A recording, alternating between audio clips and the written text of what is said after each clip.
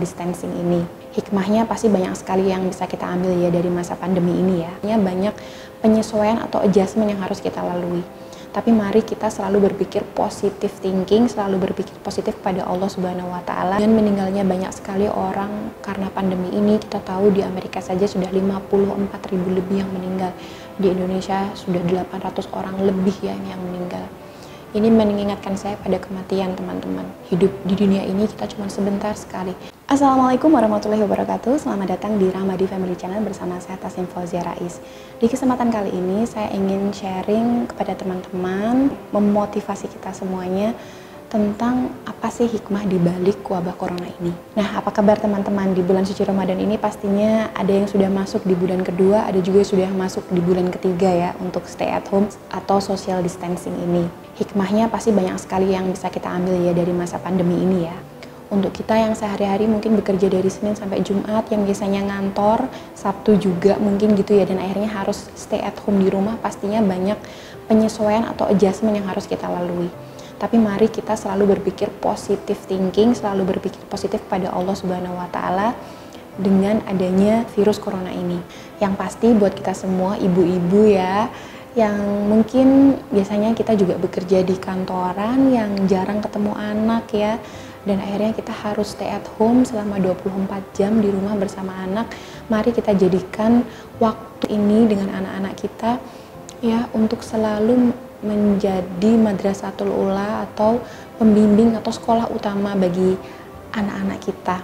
Jadi kita manfaatkan betul waktu di rumah ini untuk membimbing mereka membaca Al-Quran, membaca buku-buku yang bermanfaat, menceritakan kepada mereka tentang Rasul dan Nabi-Nabi, atau mengajari mereka memasak. Intinya mari kita sekreatif mungkin menjadikan waktu yang stay at home ini gitu untuk bermanfaat untuk anak-anak kita. Karena sekali lagi kita adalah sekolah utama bagi anak-anak kita.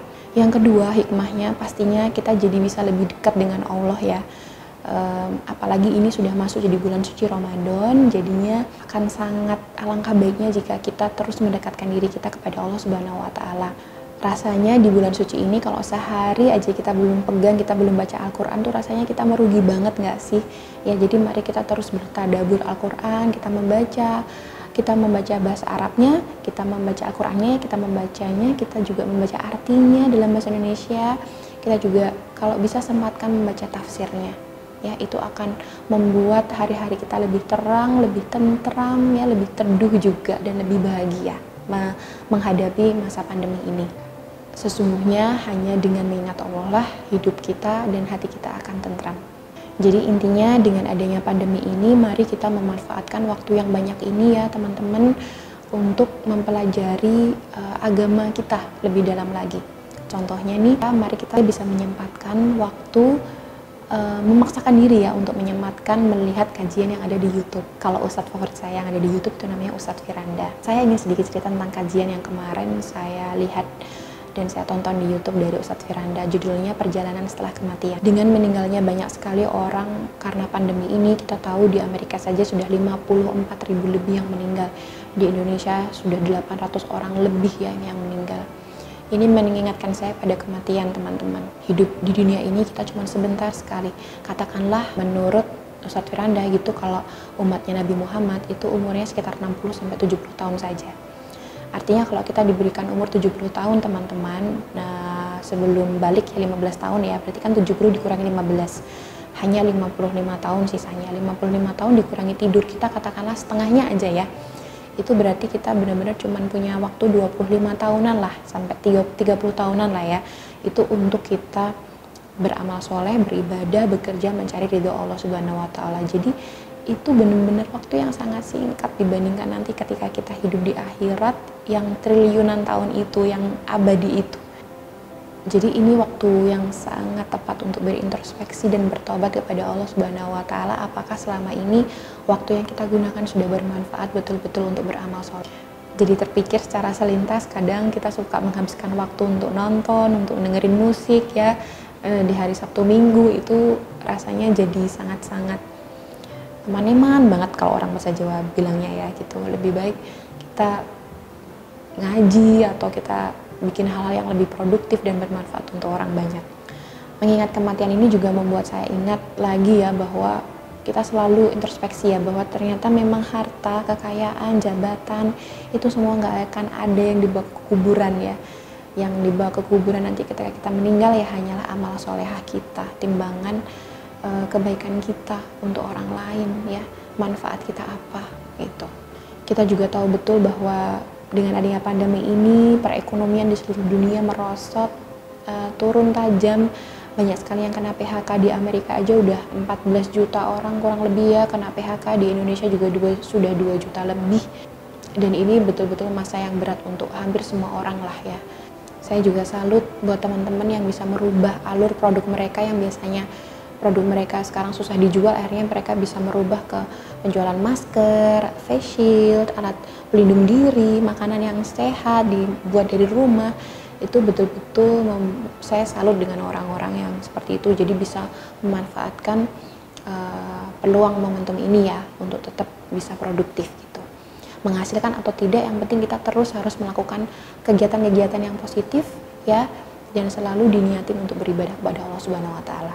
Hikmah corona ini juga memaksa kita untuk terus ya bersyukur kepada Allah Subhanahu wa taala ya.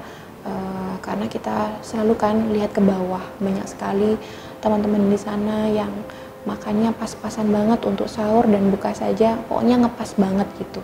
Jadi kita tetap terus bersyukur kepada Allah Subhanahu wa taala apapun yang sekarang kita sedang hadapi ya teman-teman. Allah berfirman di surat Ibrahim ayat 7, la in syakartum la azidanakum wa la in kafartum inna azabi lasyadid. Sesungguhnya jika kamu bersyukur maka nikmat kita akan ditambah, tapi jika kita kufur, kita komplain ya, kita membandingkan diri kita dengan orang lain terus-menerus, maka itu akan menjadi azab bagi kita. Mari kita terus bersyukur. Nah, cara bersyukurnya gimana ya? Kita bersedekah, kita membantu orang lain sebisa kita mungkin. Kalau misalnya kita punya uang ya kita kasih, kalau kita punya makanan kita kasih, kalau kita nggak punya makanan setengah kurma aja ya ibaratnya untuk buka puasa orang kita bisa kasih, kita kasih. Kalau nggak punya apa-apa kasih senyuman, itu juga salah satu ibadah yang paling murah, sedekah yang paling murah yang bisa kita tabung untuk amal ibadah kita dan amal soleh kita nanti ketika nanti kita ditimbang amalan kita di akhirat. Yang pasti apapun yang kita lakukan selalu niatkan untuk beribadah kepada Allah Subhanahu wa taala supaya kita terus happy dan bahagia hidup ini ya. Dan mari kita berdoa semoga pandemi ini terus cepat berakhir. Dan kalaupun ini masih ada 3-4 bulan lagi, kita nggak pernah tahu ya kapan akan selesai. Tapi kemarin saya lihat di artikel bahwa WHO mengatakan bahwa we still have a long way to go. Jadi kita nggak tahu ini sampai kapan gitu. Yang penting kita harus menyiapkan mental kita juga harus menyiapkan fisik kita gitu ya, selalu sehat karena kita menjadi pondasi nih untuk keluarga kita sebagai ibu-ibu ya di rumah. Dan kita juga harus selalu yakin dan positive thinking terus kepada Allah Subhanahu wa taala bahwa ini adalah skenario yang terbaik dari Allah, pasti kita bisa menghadapi ini semua. Cukup sekian, nah, kalau ada salah saya mohon maaf, kalau ada yang baik tentunya itu semua hanya dari Allah Subhanahu wa taala. Wabillahi taufiq wal hidayah. Wassalamualaikum warahmatullahi wabarakatuh.